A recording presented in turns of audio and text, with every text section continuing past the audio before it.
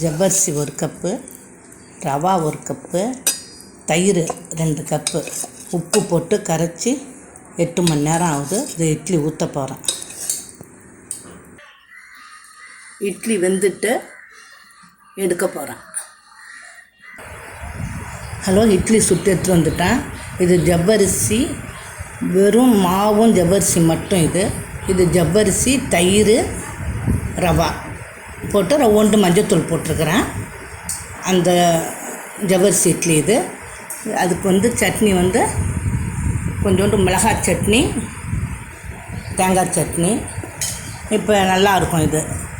இதை புட்டு இப்படி எடுத்து நல்லா இதை வருது பாருங்க, அழகாக அப்படியே புட்டு எடுத்து இப்படி தொட்டு இப்படி சாப்பிட வேண்டியது தான். இப்படி பாருங்க, சாப்பிட நல்லாயிருக்கும். இது மாதிரி நீங்களும் செஞ்சு பார்த்து சாப்பிடுங்க. லைக் பண்ணுங்கள், சப்ஸ்கிரைப் பண்ணுங்கள். தேங்க்யூ.